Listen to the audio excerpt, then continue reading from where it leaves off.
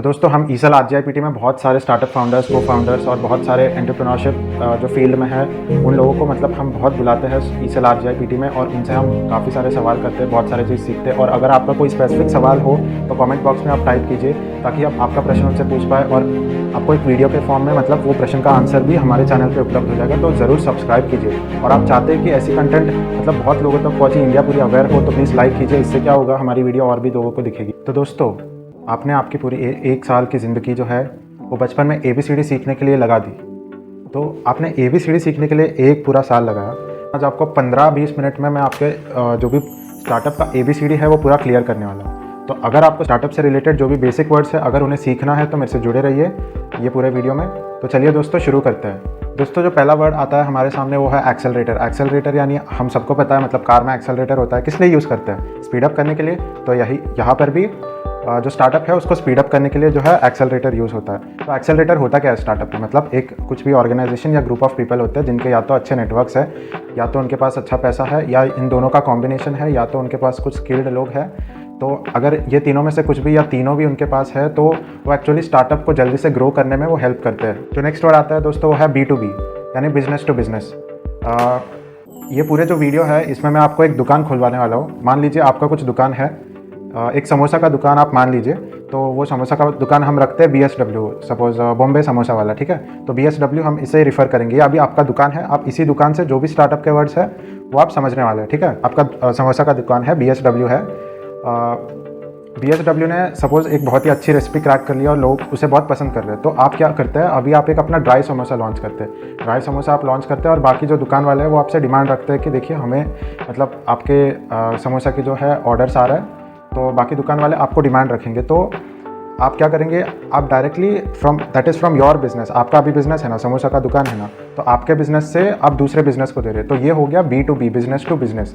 और जो next term हमारा आता है वो है B2C। B2C यानी सपोज आपने एक समोसा बनाया अपने दुकान पे, 10 रुपये का उसे कस्टमर को बेच दिया, वो है B2C मतलब बिजनेस टू कस्टमर। ये सिंपल सी चीज़ है। चलिए अभी नेक्स्ट वर्ड पे हम बढ़ते हैं। ये आपको बहुत सुनने में मिलेगा, ये है बूटस्ट्रैपिंग। बूटस्ट्रैपिंग मतलब कुछ नहीं होता दोस्तों, ये बेसिकली क्या होता है, अगर आप अपना खुद का पैसा डालते हैं, सपोज BSW आपने अपने खुद के पैसे से स्टार्ट किया, या आपके रिलेटिव्स के पैसे उसमें आपने दिए हैं, या आपके दोस्तों, रिलेटिव्स या आपका खुद का पैसा उसमें डला हुआ है, तो उसको बोलते हैं बूटस्ट्रैपिंग। मतलब आपने कोई भी तरह की फंडिंग नहीं उठाई होती है। नेक्स्ट वर्ड आता है दोस्तों वो है बर्न रेट और रनवे। बर्न रेट का मतलब ये होता है कि मान लीजिए आपको सेल बढ़ानी है, अभी आप कुछ दूसरा ही स्ट्रैटेजी आप यूज़ करते हैं। इंडिया में आपको पता है कि फ्री का मतलब बहुत अच्छा मार्केटिंग होता है। जियो ने भी ये फॉलो किया था, मैगी ने भी फॉलो किया था, बहुत सारे लोगों ने ये फॉलो किया था। तो आप क्या करते हैं, आप एक छोटा सा समोसा का सैंपल बनाते हैं, वो सैंपल आप मतलब फ्री में कस्टमर्स को देते हैं, जिससे कि मतलब आपके और भी आइटम सेल हो या नहीं, फिर वो कस्टमर फिर से रिपीट हो जाए आपके पास। आप कुछ ऐसा करते हैं तो ये हो गया।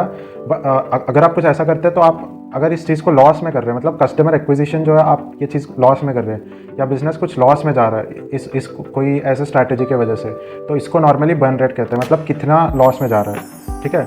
और रनवे का मतलब ये होता है कि आपके बिजनेस को सर्वाइव होने के लिए अभी आपके पास कितना पैसा बाकी है, कितना पैसा बाकी है या कितना टाइम बाकी है, टू बी अप्रोप्रिएट कितना टाइम बाकी है। तो आपने सुना होगा कि इलॉन मस्क के पास सिर्फ 2-3 हफ्ते या कुछ हफ्तों का बस उनके पास पैसा बचा था जब उनका SpaceX जो लॉन्च हुआ था उस टाइम पे।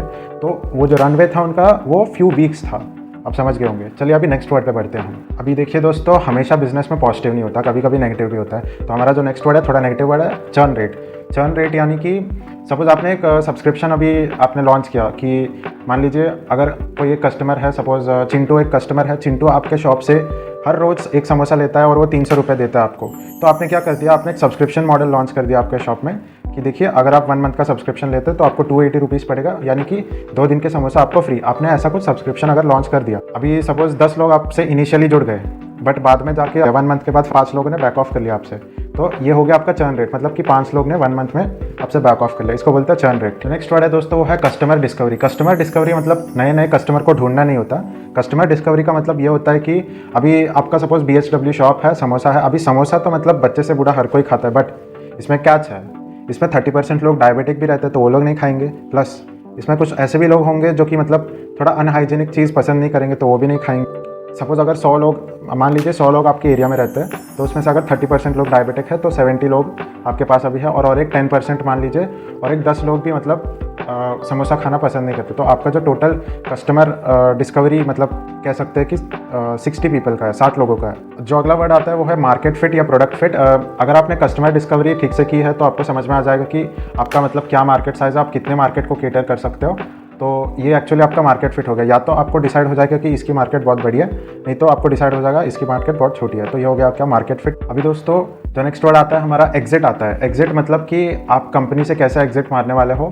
अगर फ्यूचर में जब आपका जो शॉप है BSW वो बड़ा हो जाता है, सपोज 50 लाख का रेवेन्यू क्रॉस कर जाता है और उसकी वैल्यूएशन भी कुछ 1 CR पे पहुंच जाती है, तो आप कैसे एग्जिट लेने वाले हो और आपके इन्वेस्टर्स मतलब आपके इन्वेस्टर्स को आप क्या बेनिफिट देने वाले हो। तो वो सब हो गया एग्जिट। अभी इसमें 5-6 मेथड्स है जिससे कि मतलब एग्जिट कर सकते हैं। मैं वो लिस्ट आउट कर देता हूँ। अगर आपको इनके बारे में डिटेल वीडियो चाहिए तो नीचे कमेंट बॉक्स में कमेंट करें। तो जो पहला मेथड है एग्जिट करने का वो है एक्विजिशन और एक्वायर। इसमें कुछ नहीं होता, कोई अगर एक बड़ा प्लेयर है वो आपके बिजनेस को एक्वायर कर लेता है, आपके बिजनेस के बदले में कुछ पैसे दे देते हैं वो आपको ऐसे।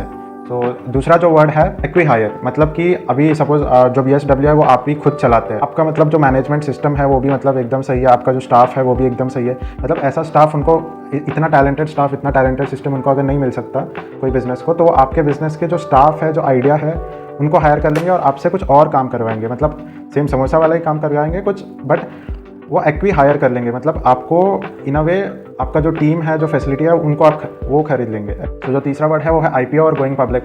IPO मतलब बहुत ही अगर ब्लंटली मैं बोलूँ तो अगर शेयर मार्केट पे कोई कंपनी लिस्ट होती है तो वो IPO होता है। मर्जर, अभी मान लीजिए आपका जो समोसा का दुकान है और कोई हॉट चाट का दुकान है, अगर वो दोनों मिल गए तो एक नया रेसिपी फॉर्म हो जाएगा समोसा चाट। तो ये हो गया कुछ मर्जर, मतलब दो कंपनी ब्लेंड होती है और फिर कुछ नया निकल के आता है, उसको बोलते हैं मर्जर। ये भी एक एग्जिट स्ट्रैटेजी होती है। और काफ़ी स्ट्रैटेजीज है फ्रेंड्स। अगर आपको डिटेल में वीडियो चाहिए तो कमेंट बॉक्स में एक बार कमेंट कीजिए। अभी हम कुछ फंडिंग के बारे में डिस्कस करेंगे, मतलब कि क्या क्या प्रकार के फंडिंग होती है और किस किस प्रकार के फंडर्स होते हैं, तो वो सब हम एक बार डिस्कस करेंगे। पहला हमारा है एंजल्स। एंजल्स मतलब बहुत ही सिंपल लैंग्वेज में बताऊँ तो अगर सिर्फ आपके पास एक आइडिया है तो बस वो आइडिया पे बिलीव करके आप पे इन्वेस्ट करते हैं। मतलब बहुत ही अर्ली स्टेज में जो इन्वेस्ट करते हैं ना, मतलब सपोज अभी आपने समोसा का दुकान स्टार्ट भी नहीं किया, बट आप एक आइडिया लेकर के जाते हैं एक इन्वेस्टर के पास कि चलो मतलब आजकल आलू समोसा बहुत हो गया, मैं एक कॉलीफ्लावर का कैबेज का समोसा बनाऊंगा सपोज। तो इन्वेस्टर को अगर वो आइडिया पसंद आया तो वो आपको पैसे दे देंगे। जो हमारा नेक्स्ट होता है वो है कॉर्पोरेट VC यानी कॉर्पोरेट वेंचर कैपिटलिस्ट। आप कुछ ऐसा समझ लीजिए कि वो ऑलरेडी एक फूड इंडस्ट्री में काम कर रहे हैं, बट वो समोसा का नहीं है, बट उनको काफ़ी एक्सपीरियंस है। तो वो आपके बिजनेस में इन्वेस्ट करेंगे, उसके ऊपर आपको वो इंडस्ट्री के इनसाइट्स भी देंगे। देखो ये चीज़ इतनी चलती है, ये आप ऐसे करो, आप ऐसे करो। तो इन अ वे वो आपके कंपनी को एक डायरेक्शन भी देते हैं, इन्वेस्टमेंट भी देते हैं। तो ये होता है कॉर्पोरेट VC। तो दोस्तों ये बहुत आपको सुनने को मिलता होगा क्राउड फंडिंग मतलब कुछ नहीं होता। अगर आपके पास कुछ आइडिया है तो मतलब बहुत लोग पूल करके जस्ट आपके आइडिया को बिलीव करके जब लोग आपके ऊपर मनी पुट करते हैं उसको बोलते हैं क्राउड फंडिंग। ऐसे बहुत सारे साइट्स है क्राउड फंडिंग के, जैसे कि kickstarter.com और वगैरह। दोस्तों जो हमारे नेक्स्ट इन्वेस्टर्स है वो है वेंचर कैपिटलिस्ट। इनको मनाना बहुत मुश्किल होता है क्योंकि ये लोग जो है, ये जो लोगों के इंश्योरेंस का पैसा होता है, जो पेंशनर्स का जो स्कीम का पैसा होता है, जो लोग इन्वेस्ट करते हैं वो मतलब आप पे इन्वेस्ट करते हैं। तो इनको बहुत ही एक स्ट्रॉन्ग गट फीलिंग, एक स्ट्रॉन्ग बिलीफ चाहिए कि आपका आइडिया पक्का काम करेगा और आप कुछ काम कर सकते हो, तभी ये लोग इन्वेस्ट करेंगे, क्योंकि यहाँ पे लोग भी इन्वॉल्व हैं। अभी हम कुछ स्टेजेस ऑफ फंडिंग देखेंगे तो उसको हम थोड़ा समझेंगे। तो दोस्तों आपने बहुत कुछ सुना होगा जिसकी seed funding, series A, series B, series C, series D। कुछ नहीं होता। सीड फंडिंग क्या होता है, जो इनिशियल इन्वेस्टमेंट आता है, या तो आप मतलब किसी से जस्ट आपके आइडिया को शो करके आप जब फंडिंग लेते हो उसको बोलते हैं सीड फंडिंग। जो नेक्स्ट स्टेज की फंडिंग होती है नॉर्मली ये वेंचर कैपिटलिस्ट के द्वारा की जाती है, तो ये होता है सीरीज A फंडिंग। एक बार वेंचर कैपिटलिस्ट ने अगर आपके स्टार्टअप पे इन्वेस्ट कर लिया, मतलब आपके स्टार्टअप में कुछ दम है, क्योंकि मैंने आपको पहले भी रीज़न बताया इसका।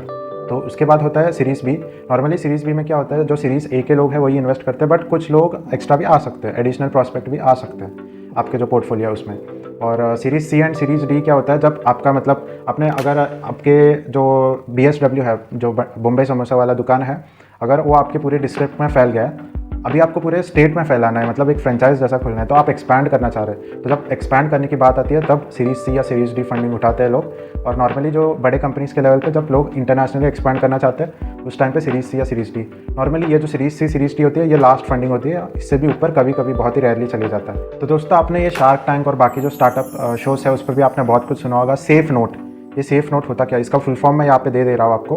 तो फुल फॉर्म ठीक है, फुल फॉर्म तो अपना वो रहेगा। हम इसका मतलब समझते हैं। मतलब क्या है कि सपोज़ आपका जो बॉम्बे समोसा वाला है दुकान, उसको किसी ने अगर 10 लाख का सेफ नोट दिया है पहले राउंड में, मान लीजिए 10 लाख का सेफ नोट दिया है, इसका मतलब ये है कि उन्होंने आपके ऊपर कुछ डेप्ट भी नहीं लगाया, मतलब आपको उन्होंने कुछ लोन नहीं दिया है, और ना ही उन्होंने आपका इक्विटी परचेस किया है। अभी बस वो पैसा दे रहे हैं, बट नेक्स्ट सब्सिक्वेंट राउंड्स में वो इक्विटी में टर्न हो सकता है। अगर आपको इस पे डिटेल वीडियो चाहिए तो नीचे कमेंट बॉक्स में कमेंट कीजिए। दोस्तों, जो नेक्स्ट वर्ड आपको बहुत सुनने को मिलता है वो है इंटेलेक्चुअल प्रॉपर्टी। इंटेलेक्चुअल प्रॉपर्टी मतलब जो हम दिमाग से सोचते हैं। अगर आपने कुछ नया बनाया, नया सोचा, करेला का समोसा अगर बना लिया जो कि दुनिया में कहीं पे एग्जिस्ट नहीं करती और ऐसे कुछ रेसिपी एग्जिस्ट ही नहीं करती, तो आप उसका पेटेंट ले सकते हैं और वो चीज़ जो है वो आपकी इंटेलेक्चुअल प्रॉपर्टी बन जाती है। कोई भी ऑथर अगर कुछ बुक लिखते हैं, जैसे चेतन भगत जी बुक लिखते हैं, तो वो उनकी एक इंटेलेक्चुअल प्रॉपर्टी हो गई। जो भी आपके दिमाग से आया है यूनिक चीज़, वो आपकी इंटेलेक्चुअल प्रॉपर्टी हो गई। तो जब भी एक बुक बिकता है तो उनको वो रॉयल्टी या वो कमीशन जो बोलते हैं उनको मिलती जाती है। तो इंटेलेक्चुअल प्रॉपर्टी में आर्ट्स भी आती है, म्यूज़िक भी आती है, और कुछ वीडियो अगर है वो भी आती है, मतलब कुछ भी आ सकता है इसमें।